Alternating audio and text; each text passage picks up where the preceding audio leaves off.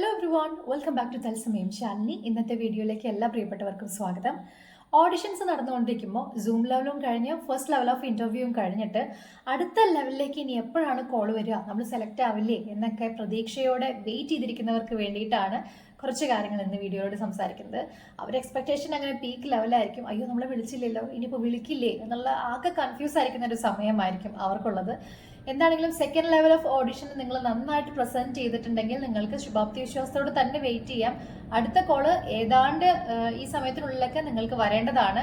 Already celebrity കണ്ടസ്റ്റൻസിനൊക്കെ അവരുടെ ഡേറ്റോ ചാർട്ടും എല്ലാം ഡീറ്റെയിൽസും കിട്ടിക്കാണും. നിങ്ങൾ ഏകദേശം ഈ ഡേറ്റിനുള്ളിൽ പോകേണ്ടി വരുമായിരിക്കും, നിങ്ങൾ സെലക്റ്റഡ് ആണെന്നൊക്കെ അറിയിപ്പ് കൊടുത്തിരിക്കും. മറ്റ് പാർട്ടിസിപ്പൻസിന്, മറ്റ് കണ്ടസ്റ്റൻസിനാണ് അവരുടെ കാര്യത്തിൽ ഒരു തീരുമാനം അറിയാനുള്ള ഈ വെയിറ്റിങ്ങിന്റെ ഒരു ക്രൂഷ്യൽ പീരീഡ് ഉണ്ടായിരിക്കുക.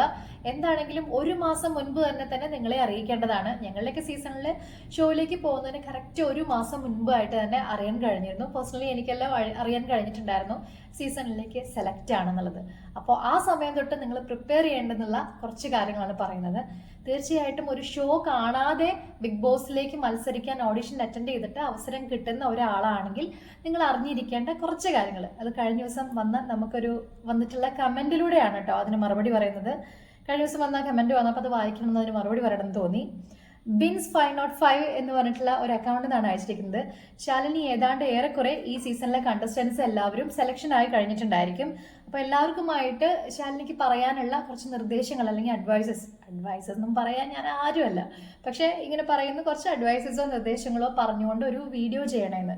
അബൌട്ട് ഗ്രൂപ്പിസം, നോമിനേഷൻസ്, അവിടുത്തെ റൂൾസ്, പ്രേക്ഷക പിന്തുണ കിട്ടാൻ വേണ്ടുന്ന tips, dos and don'ts etcetera. ഹൗസിൽ കയറും മുൻപേ അവർക്ക് ഉപകാരമാകും വിധം ഒരു വീഡിയോ എക്സ്പെക്ട് ചെയ്യുന്നു. അത് കുറച്ച് നേരത്തെയാണ് നമ്മൾ, എന്നാലും അവർക്ക് മുൻപേ അറിഞ്ഞു വെക്കേണ്ട കുറച്ച് കാര്യങ്ങളാണ് പറയാൻ പോകുന്നത്. ഈ പ്രേക്ഷക പിന്തുണയും അല്ലെങ്കിൽ ഹൗസിൽ കയറുന്നതൊക്കെ മുമ്പുള്ള തയ്യാറെടുപ്പുകളൊക്കെ ആദ്യമേ അറിയായിരുന്നെങ്കിൽ അത്രയും പെട്ടെന്ന് എന്തൊരു ഷോ വിട്ട് ഇറങ്ങേണ്ട ഒരു സാഹചര്യം എനിക്കും ഉണ്ടാവില്ലായിരുന്നു. ബിഗ് ബോസ് മലയാളം ഷോ വളരെ തുടർച്ചയായിട്ട് അങ്ങനെ ഫോളോ ചെയ്യുന്ന ഒരാളായിരുന്നില്ല ഞാൻ. എൻ്റെ ലൈഫിൻ്റെ ഏറ്റവും വലിയൊരു ക്രൈസിസ് നടന്നുകൊണ്ടിരിക്കുന്ന ഒരു പീരീഡ് തന്നെയായിരുന്നു അത്. നമ്മൾ കൊറോണയുടെ ഒക്കെ സെക്കൻഡ് സ്റ്റേജ് വന്നിട്ട് അങ്ങനെ ബുദ്ധിമുട്ടിയിരിക്കുന്ന ഒരു സമയത്താണ് ഏഷ്യാനെറ്റിൽ ഞാനൊരു അരമണിക്കൂർ നേരമുള്ള മ്യൂസിക് ഷോയ്ക്ക് വേണ്ടിയിട്ട് അപ്ലൈ ചെയ്യുന്നത്. അവരെ വിളിച്ച് ഒരു അവസരത്തിന് വേണ്ടിയിട്ട് ഒരു റിക്വസ്റ്റ് കോൾ ചെയ്യുന്നത്. അപ്പോൾ ആ കഥയൊക്കെ നമ്മൾ മുന്നേ കേട്ടിട്ടുണ്ട്, ഞാൻ ആ കഥ വിശദമായിട്ട് പിന്നീട് പറയാം. അപ്പോൾ ആ സമയത്ത് എനിക്ക് അങ്ങനെയാണ് അവർ നമ്മുടെ ലൈഫ് സ്റ്റോറി ചോദിച്ച് ഇൻട്രസ്റ്റഡ് ആയിട്ട് ഓഡിഷനിലേക്ക് എനിക്കൊരു അവസരം കിട്ടുന്നത്. അതൊരു ലക്ക് ഫാക്ടർ ആയിരുന്നു.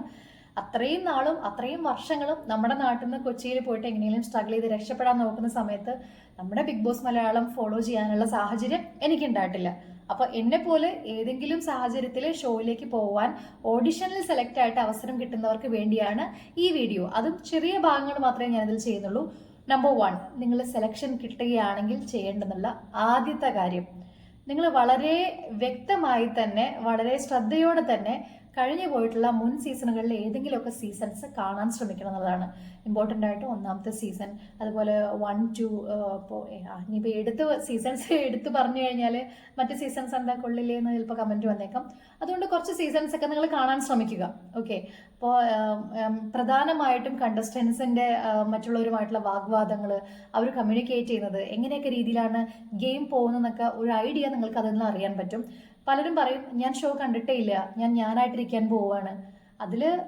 അതിൽ മാത്രം കാര്യമുണ്ടെന്ന് എനിക്ക് തോന്നുന്നില്ല. അത്രയും IQ ലെവലും ഭയങ്കര കോൺഫിഡൻസ് ഉള്ളവരൊക്കെ ഉണ്ടായിരിക്കാം. എന്നാലും ഷോ കാണുന്നത് ഒരു സാധാരണ വ്യക്തിക്ക്, ബിഗ് ബോസ് മലയാളം കാണാത്ത ഒരു വ്യക്തിക്ക് സെലക്ഷൻ കിട്ടിയെങ്കിൽ ഏറ്റവും നല്ലൊരു കാര്യമാണ് ഷോ കണ്ടിട്ട് പോവുക എന്നുള്ളത്. അതുപോലെ തന്നെ ഞാൻ പറയുന്നു, ആദ്യത്തെ നിങ്ങളുടെ പെർഫോമൻസ് എവിടെയാണോ, നിങ്ങളുടെ ഫസ്റ്റ് പ്രൊമോ ഷൂട്ട് ചെയ്യുന്ന അവിടെ നിന്ന് തുടങ്ങുന്നു നിങ്ങളെ പ്രേക്ഷകർ അളക്കുന്നത് അല്ലെങ്കിൽ മനസ്സിലാക്കുന്നത് എന്നുള്ള സമയം. അതായത് നിങ്ങളുടെ പ്രൊമോയിൽ നിങ്ങൾ എങ്ങനെയാണ് പെരുമാറുന്നത്, പ്രൊമോയിൽ നിങ്ങൾ എങ്ങനെയാണ് പ്രസന്റ് ചെയ്യുന്നത്, എന്തൊക്കെയാണ് നിങ്ങളുടെ വാക്കുകളിലൂടെ വരുന്ന ഓരോ കാര്യം പ്രേക്ഷകർക്ക് ക്യാച്ച് ചെയ്യാൻ പറ്റും. പ്രത്യേകിച്ച് ബിഗ് ബോസ് മലയാളത്തിന് വളരെ ഇൻ്റലിജൻ്റ് ആയിട്ടുള്ള വ്യൂവേഴ്സാണ്. നമ്മൾ വിചാരിക്കും മലയാളികളാണ് വളരെ എന്താ പറയുക നിഷ്കളങ്ക മനസ്സുള്ളവരാണ്. എല്ലാവരും നിഷ്കളങ്കർ തന്നെയാണ്. എങ്കിൽ പോലും ബിഗ് ബോസിനെ ഗെയിമായിട്ട് കാണുന്ന പ്രേക്ഷകരാണ്, വളരെ സ്ട്രോങ് ആയിട്ടുള്ള പ്രേക്ഷകരാണ് നമുക്കുള്ളത്. ഇതൊക്കെ അനുഭവം കൊണ്ട് മനസ്സിലായിട്ടുള്ള കാര്യമാണ് പറയുന്നത്. ഇപ്പോൾ ഞങ്ങളുടെ സാഹചര്യത്തിൽ എൻ്റെ സീസണിൻ്റെ സമയത്തൊക്കെ എല്ലാ ചാനലുകളിലും പ്രോഗ്രാം ചെയ്യാൻ അവസരം ചോദിച്ച് റിജക്റ്റ് ആയ സമയത്ത് വലിയൊരു വേദിയാണ് എനിക്ക് മുന്നിൽ തുറന്നു കിട്ടിയത് ഏഷ്യാനെറ്റ് എന്ന് പറയുന്നത്.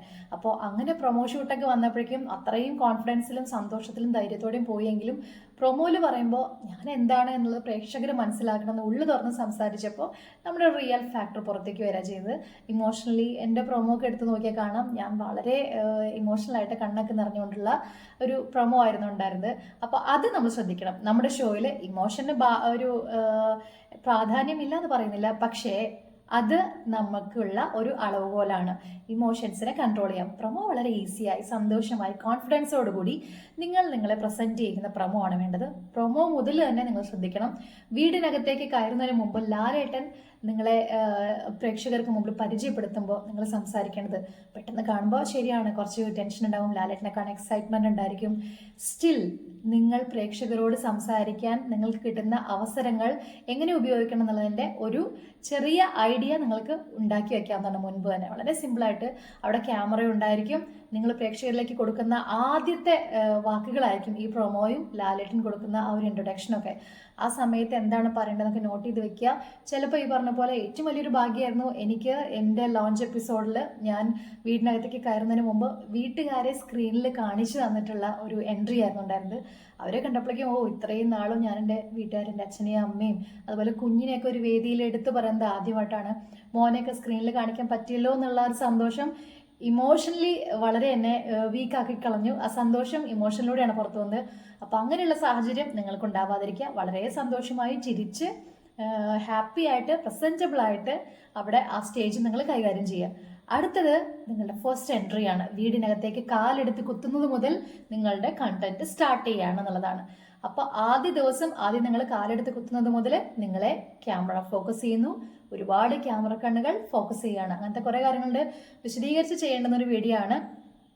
എടുത്തു പറയാനുള്ള ചില കാര്യങ്ങൾ മാത്രം പറയുന്നു. ആദ്യത്തെ ദിവസം ആദ്യത്തെ കണ്ടന്റ് അത് എവിടെ നിന്ന് വരുന്നു, അത് ഇമ്പോർട്ടൻ്റ് ആണ്. എവിടെ അടി നടക്കുന്നുള്ളതാണ്. ഇപ്പോഴൊക്കെ ഫസ്റ്റ് സെക്കൻഡ് സീസൺസ് മുതൽ ഇങ്ങോട്ട് ബാക്കി അത് കഴിഞ്ഞ് ബാക്കി ഇങ്ങോട്ട് നോക്കിക്കഴിഞ്ഞാൽ ലാസ്റ്റ് സീസൺ ഇപ്പോൾ 5ാമത്തെ 6ാമത്തെ സീസൺ കാണുമ്പോൾ നമ്മൾ അതിലേക്ക് ചിന്തിക്കുമ്പോൾ ആദ്യത്തെ അടി എവിടെ നിന്ന് വരും എന്നാണ് നമ്മളൊക്കെ നോക്കിക്കൊണ്ടിരുന്നത്. ഫസ്റ്റ് കണ്ടന്റ് ആരാണ് തരുന്നതെന്ന്. അതിപ്പോൾ അടി തന്നെ ആയിക്കോളുന്നില്ല. നമ്മൾ എവിടെയാണ് സ്മാർട്ടായിട്ട് നിൽക്കുന്നത്. നമ്മുടെ കഴിഞ്ഞതിന് മുമ്പത്തെ സീസണിൽ വന്നിട്ടുള്ള രതീഷേട്ടൻ്റെ കഴിഞ്ഞ സീസണിലായിരുന്നല്ലോ രതീഷേട്ടൻ്റെ കാര്യം അറിയാലോ. രതീഷേട്ടൻ മറ്റേ ഉണ്ടാ എന്നിട്ട് സോങ് ഒക്കെ ചെയ്തില്ലേ.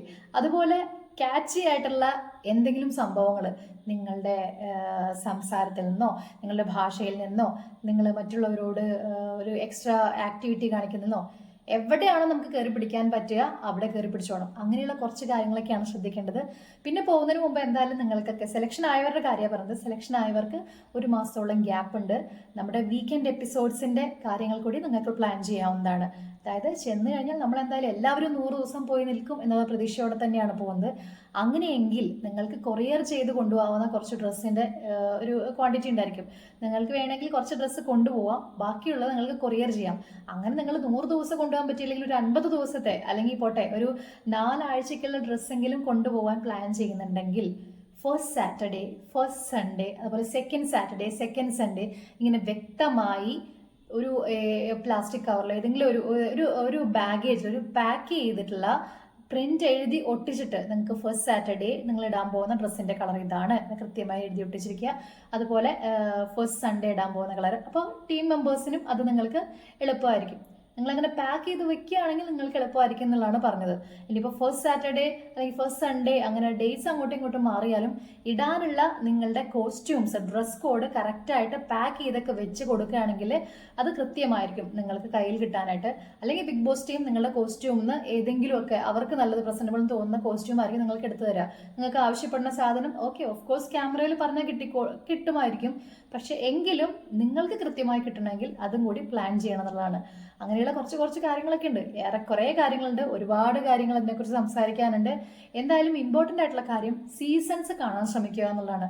കഴിഞ്ഞു പോയ സീസൺസ് കാണാൻ ശ്രമിക്കുക. അത് അടുത്തതായിട്ട് നിങ്ങൾ എങ്ങനെയാണ് നിങ്ങൾ പ്രസൻറ്റ് ചെയ്യുക എന്നുള്ളത് വിഷ്വലൈസ് ചെയ്യുക. നിങ്ങൾ അതിനെക്കുറിച്ച് ഒരു രൂപരേഖ ഉണ്ടാക്കി വെക്കുക. പിന്നീട് നിങ്ങൾ ഷോയിലേക്ക് കയറിയാൽ നിങ്ങൾ പറയുന്ന വാക്കുകളും നിങ്ങൾ എങ്ങനെയാണ് ബിഹേവ് ചെയ്യുന്നത്, നിങ്ങൾ ഏത് കണ്ടന്റാണ് കൊടുക്കാൻ പോകുന്നത്, എവിടെയാണ് സ്പാർക്ക് വരുന്നത്, അതിൽ നിങ്ങൾ കയറി പിടിക്കുക എന്നുള്ള കാര്യങ്ങളൊക്കെയാണ്. ഇങ്ങനത്തെ കാര്യങ്ങൾ കൃത്യമായിട്ട് നോട്ട് ചെയ്ത് നിങ്ങൾ മനസ്സിലാക്കി മനസ്സിലൊന്ന് ഉറപ്പിച്ച് പോകുന്നത് കുറച്ചും കൂടിയും ഷോയിലേക്ക് നിങ്ങൾക്ക് ഹെൽപ്പ് ചെയ്യുന്നതാണ്. ബാക്കിയും ഒരുപാട് കാര്യങ്ങളുണ്ട്, അത് ഓർത്തെടുത്ത് അടുത്ത വീഡിയോയിലൂടെ വിശദമായിട്ട് ഞാൻ നിങ്ങളുടെ മുമ്പിൽ തന്നെ പ്രസന്റ് ചെയ്യുന്നതായിരിക്കും. ഇപ്പൊ തന്നെ സംസാരിച്ചു വന്നപ്പോൾ 10 മിനിറ്റിന് മുകളിലുള്ള വീഡിയോ ആയിട്ടുണ്ട്. എന്താണെങ്കിലും പല കാര്യങ്ങളും ശ്രദ്ധിക്കാതെ, പല കാര്യങ്ങളും അറിയാതെ, അല്ലെങ്കിൽ നമുക്കൊന്ന് പറഞ്ഞു തരാൻ ആരും ഇല്ലാത്തത് കൊണ്ട് ഷോ കാണാതെ വളരെ കൃത്യമായിട്ട് പ്ലാൻ ചെയ്യാതെ പോയതിൻ്റെ എല്ലാ പോരായ്മയും എനിക്കുണ്ടായിരുന്നു. 2 ആഴ്ച എടുത്തു നമ്മുടെ ഗെയിം എന്താണെന്ന് മനസ്സിലാക്കാനായിട്ട്. നമ്മളായിട്ട് നിന്നാൽ മതി എന്നേ എല്ലാവരും പറഞ്ഞിട്ടുണ്ടായിരുന്നുള്ളൂ. നമ്മളായിട്ട് നിൽക്കുമ്പോൾ നമ്മുടെ വീട്ടിൽ നമ്മളായിട്ട് നിൽക്കും. വേറൊരു വീട്ടിലേക്ക് ഒരു അതിഥിയായിട്ട് പോകുമ്പോൾ, ബിഗ് ബോസ് വീട് എന്ന് പറയുമ്പോൾ ഞാൻ വേറൊരു വീട്ടിലേക്ക് പോകുന്ന പോലെ തന്നെയായിരുന്നു. ആ വീട്ടിൽ പോയിട്ട് നമ്മൾ അവിടെ ഒരു മറ്റു സാഹചര്യത്തിൽ പോയാൽ പരിചയമില്ലാത്ത 100 പേരുടെ കൂടെ എങ്ങനെയാണ് മറ്റു വ്യക്തികളുടെ കൂടെ നിൽക്കുക എന്ന് വെച്ചാൽ അങ്ങനെയാണ് നിന്നിട്ടുണ്ടായിരുന്നത്. അവരുടെ ഇടയിൽ നമ്മളായിട്ട് തന്നെ നിന്നു. വസ്ത്രധാരണത്തിന്റെ പേരിൽ പോലും നമ്മൾ വേഷം കെട്ടി നടന്നു എന്നുള്ളൊരു പേര് കേട്ട ഒരാളാണ് ഞാൻ.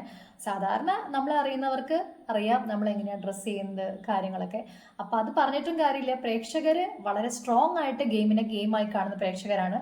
അവരുടെ ചിന്തയിൽ സ്വാഭാവികമായിട്ടും ഇങ്ങനെ നാടൻ വേഷം കെട്ടി നടന്നിട്ട് എന്ത് കിട്ടാനാ, ഗെയിം കളിക്കുന്നിടത്ത് ഗെയിം കളിക്കണ്ടേ, ഒരു ആസ്പെക്റ്റിൽ ചിന്തിക്കുകയാണെങ്കിൽ അത് ശരിയാണ്.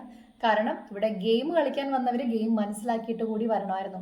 എനിക്കത് മനസ്സിലാക്കാൻ 2 ആഴ്ച സമയം എടുത്തു എന്നുള്ളതാണ്. പറഞ്ഞു തരാനൊന്നും ആരും ഉണ്ടായിരുന്നില്ല. അപ്പോൾ ഉള്ള സാഹചര്യത്തിൽ നിങ്ങൾക്ക് അറിയാത്തവരുണ്ടെങ്കിൽ ഞാൻ പറഞ്ഞു തരാണ്. ഷോ ഒന്നും കാണണ്ട, നമ്മളായിട്ട് നിൽക്കാൻ പോവുകയാണെന്ന് വിചാരിച്ചാൽ അത് ഏറ്റവും വലിയൊരു മിസ്റ്റേക്ക് ആയിരിക്കും. അറ്റ്ലീസ്റ്റ് ഷോ കണ്ടിട്ടെങ്കിലും പോവുക. വേറെ പ്രധാന കാര്യം, അവിടെയുള്ള നമ്മുടെ റിലേറ്റീവ്സ് അല്ല, അവിടെ ആരും നമ്മുടെ ചേച്ചിയോ ചേട്ടനോ അനിയത്തിയോ അനിയനോ ഒന്നുമല്ല. എല്ലാവരും ഗെയിം കളിക്കാനാണ് വരുന്നത്. എവിടെയെങ്കിലും ഒരു പോയിന്റ് കിട്ടിക്കഴിഞ്ഞാൽ അടുത്തയാളെ അടിച്ചു വീഴ്ത്താൻ വേണ്ടിയിട്ടാണ് അവരെല്ലാം വരുന്നത്. ഇത് വലിയൊരു വീഡിയോയിൽ ചെയ്യേണ്ട കാര്യമാണ്. ഞാൻ നേരത്തെ പറഞ്ഞല്ലോ, വിശദമായിട്ടൊരു വീഡിയോ തന്നെ ചെയ്യാം. ഇമ്പോർട്ടൻ്റ് ആയിട്ടുള്ള മറ്റൊരു തിങ്, PR വർക്കിന് പ്രാധാന്യമുണ്ട്. ഇതിനു മുൻപും ഞാൻ പറഞ്ഞിട്ടുണ്ട്, PR വർക്കിന്റെ പ്രാധാന്യത്തിനെ കുറിച്ച് നമ്മൾ സംസാരിക്കേണ്ടത് തന്നെയാണ്. PR വർക്ക് ഇല്ല, അതൊക്കെ ചുമ്മാ ആണ്. PR വർക്ക് വിചാരിച്ചാൽ ഒന്നും നടക്കില്ല, ഒരാളെ വിന്നറാക്കാൻ പറ്റില്ല. പ്രേക്ഷകർ തന്നെയാണ് മുന്നോട്ട് വന്ന് ഒരു മത്സരാർത്ഥിയെ സപ്പോർട്ട് ചെയ്യുന്നത്, പ്രേക്ഷകർ തന്നെയാണ് വിജയിപ്പിക്കുന്നത്. പക്ഷേ അതിൽ PR വർക്കിന്റെ പ്രാധാന്യം അത് ഉള്ളത് തന്നെയാണ്. ഉള്ള വാസ്തവം പറയേണ്ടതാണല്ലോ.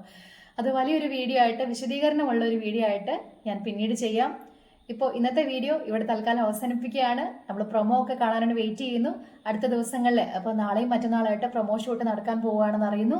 നമുക്ക് എത്രയും പെട്ടെന്ന് Bigg Boss Malayalam season 7 promo കാണാൻ കഴിയട്ടെ. ടിൽ ദെൻ ഞാനിപ്പോൾ തൽക്കാലം നിങ്ങളോട് വിട പറയുകയാണ്. സ്റ്റേ ട്യൂൺ ടു തത്സമയം ശാലിനി. ആദ്യമായിട്ട് നമ്മുടെ ചാനൽ കാണുന്നവരെ തത്സമയം ശാലിനി സബ്സ്ക്രൈബ് ചെയ്ത് ലൈക്ക് ചെയ്ത് പ്രിയപ്പെട്ടവരിലേക്ക് ഷെയർ ചെയ്ത് നിങ്ങളുടെ വിലയേറിയ അഭിപ്രായങ്ങൾ കമൻറ്റ് ചെയ്യണം കൂടി റിക്വസ്റ്റ് ചെയ്യാണ്.